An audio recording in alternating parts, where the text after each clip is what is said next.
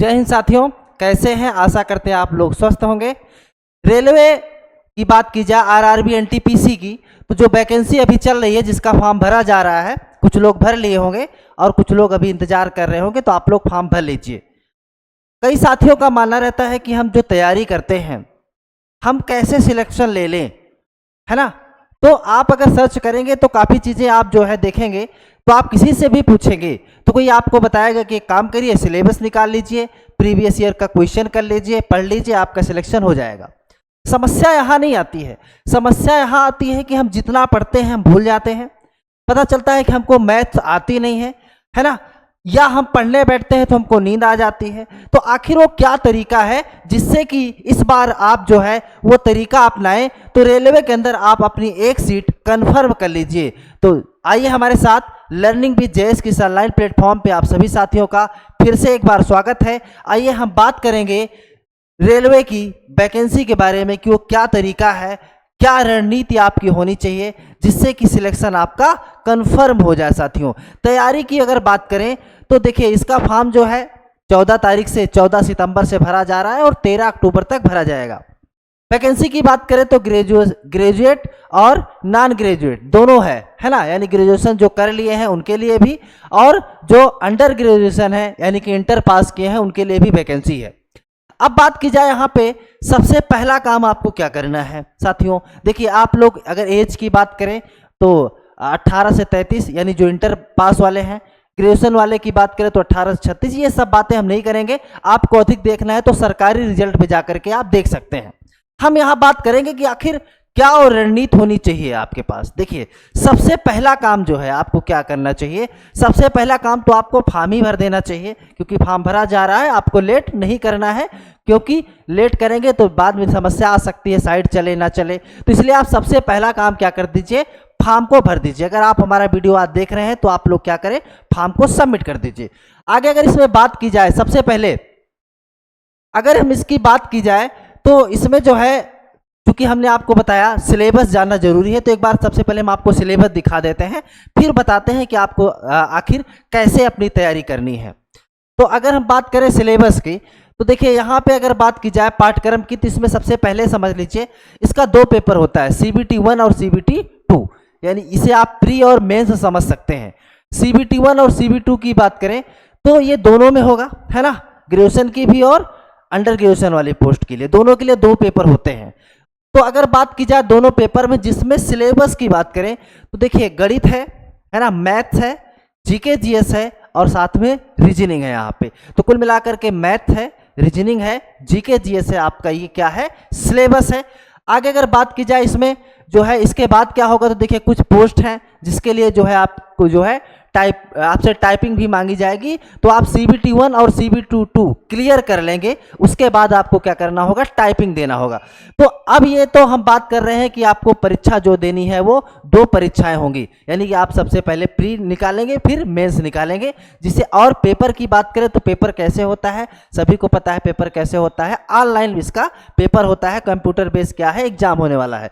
देखिए, अब यहाँ पे अगर हम बात करें तो अगर जो है इसमें CBT 1 और CBT 2, अब बात करें इसमें 120 प्रश्न रहते हैं फर्स्ट पेपर में, और 120 प्रश्न जो रहेंगे वो पेपर सेकंड में रहेंगे। बात करेंगे अगर हम टाइम की, है ना, अगर बात करें टाइम की तो इसकी जो अवधि होगी वो कितना होगा, 90 मिनट, यानी 90 मिनट में आपको 120 क्वेश्चन करने हैं। अब देखिए यहाँ पे कन्फ्यूजन रहता है, आपके सिलेबस में मैंने कहा मैथ है, रीजनिंग है और साथ में जीके जीएस है। यहाँ पे ऐसा नहीं है कि आप किसी एक सब्जेक्ट में, किसी एक पार्ट में अच्छा स्कोर कर रहे हैं, किसी एक में कम भी स्कोर कर रहे हैं, तो कुल मिलाकर के जो आपका स्कोर देखा जाता है वो ओवरऑल देखा जाता है। कोई एक पार्ट में नहीं लेना है कि हाँ इस पार्ट से इतना आना कंपलसरी है। कुल मिलाकर के स्कोर आपका ओवरऑल होना जरूरी होता है।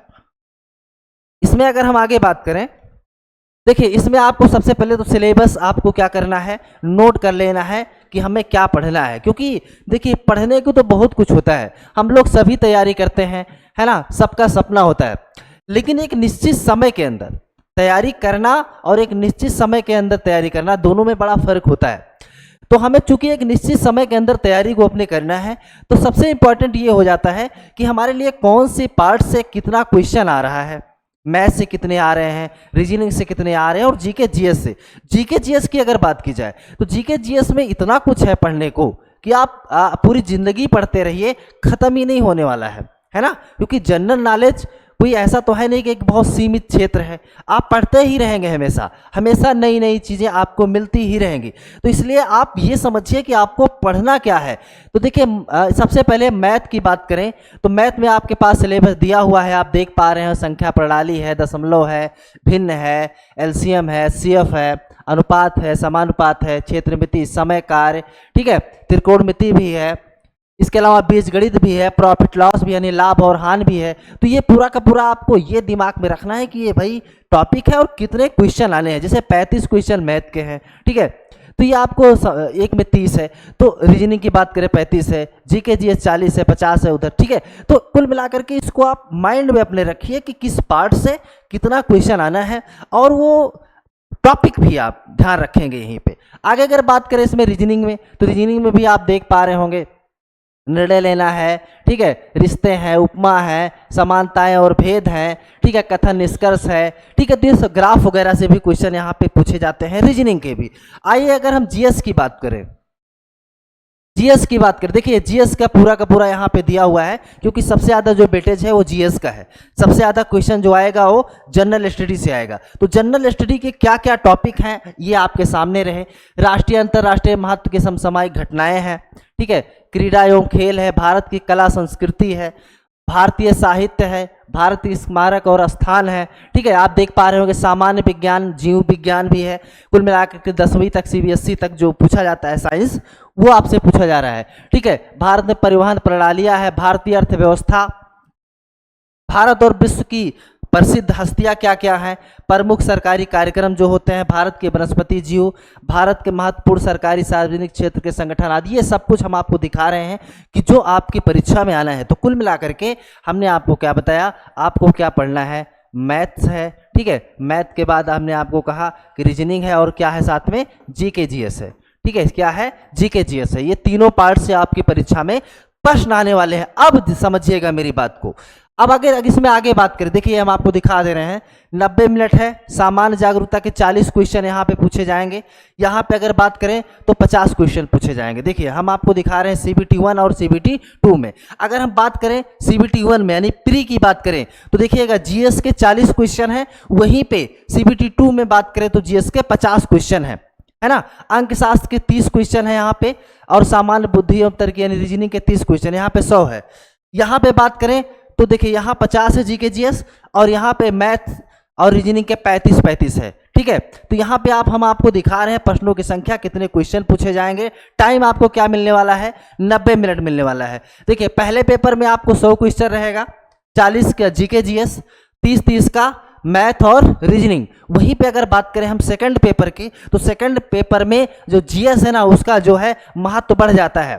जीएस में 50 क्वेश्चन है ना, 50 क्वेश्चन जो है जीके जीएस के, और मैथ और रीजनिंग 35 प्रश्नों की कुल संख्या कितनी है, 120 है ना। इसी के आधार पे आपकी क्या होगी, मेरिट होगी। तो ये तो हमने आपको क्या बता दिया, सिलेबस बता दिया आपको। अब ध्यान दीजिएगा, अब बहुत से लोगों का मानना रहता है कि हम आखिर इस तैयारी को करें कैसे। तो बहुत लोग क्या करेंगे, एक सबसे पहला काम करेंगे कि टाइम टेबल बना लेंगे। अब टाइम टेबल बनाएंगे तो उस टाइम टेबल को फॉलो नहीं कर पाएंगे, ठीक है। पता चलेगा कि शाम टाइम टेबल बनाए कि हमें शाम को 6 बजे से 10 बजे तक पढ़ना है। अब पता चलता है कि उनको 6 बजे से 7 बजे तक कहीं पे बिजी है ना, कोई काम आ गया, तो कहेंगे काम करते हैं हम आज से नहीं, ये टाइम टेबल ना हम इसको कल से फॉलो करेंगे। तो सबसे पहला काम आपको क्या करना है कि अगर आप टाइम टेबल बना रहे हैं तो उसको पूरा करें। अगर आप जो है 6 से 7 के बीच में आपको कोई वर्क आ गया तो आप 7 से 10 पढ़ लीजिए ना। ऐसा तो है नहीं कि अगर आप 4 घंटे पढ़ेंगे, पूरा टाइम टेबल बनाए हैं, है ना, उससे अगर आपने कम पढ़ा तो ब्रह्मा जी नाराज हो जाएंगे, है ना, भगवान जी अब गुस्सा करने लगेंगे। ऐसा तो नहीं होने वाला है ना। तो आप लोग अगर टाइम टेबल बना रहे हैं तो अगर मैं तो कह रहा हूं कि आप टाइम टेबल बनाइए, बनाने से अच्छा है कि आप मत ही बनाइए। आप ये सोचिए कि हमें अधिकतम पढ़ना है। भाई आपको करना क्या है, आपको नौकरी लेना है तो आपको पढ़ना ही है। आपके पास जब भी टाइम मिले, है ना, शाम को, सुबह। अब कुछ लोग सोचते हैं कि भाई हम पढ़ने बैठ जाते हैं, हमें नींद बहुत ज़्यादा आ जाती है, हम इसके लिए क्या करें। तो मैं आपको बताना चाहता हूं कि आपको नींद आए तो नींद का इलाज कोई है नहीं, है ना। बहुत लोग आप सर्च करेंगे तो आप देखेंगे कि वहाँ पे ग्लूकोन-डी पीजिए, ठीक है, या आप जो है पानी पी लीजिए, चाय पी लीजिए। अच्छा ये बताइए, किसी को जो है भूख लग जाए, है ना, तो ऐसी सिचुएशन में उसको खाने की, भोजन की ज़रूरत होती है ना। उसको आप दुनिया भर की चीज़ें दिखाओगे कि काम करो, भोजन ना करिए, ठीक है, आपको हम कोई वीडियो दिखा दे रहे हैं, ठीक है, आपको घुमाने ले चल रहे हैं, तो क्या संभव है? नहीं है। तो अगर नींद आती है तो नींद की दवा नींद ही है, आप सो जाइए, लेकिन कभी तो उठेंगे। ऐसा तो है नहीं कि अब सो गए तो कभी उठेंगे ही नहीं, है ना। तो जब उठें आप, तब आप क्या करें, पढ़ना स्टार्ट कर दे साथियों। तो बस ये हमने चर्चा किया, आपको मेहनत से, ईमानदारी से पढ़ना है। अभी डेट नहीं आई है, इस चैनल पे आपको महत्वपूर्ण कंटेंट मिलेंगे, ठीक है। तो आपको क्या करना है, एक बार आप इस चैनल को सब्सक्राइब कर लीजिए, लाइक करिए, अपने दोस्तों में शेयर करिए। तो मिलते हैं हम आपसे अगले वीडियो में, तब तक के लिए आप सभी साथियों को बहुत बहुत धन्यवाद।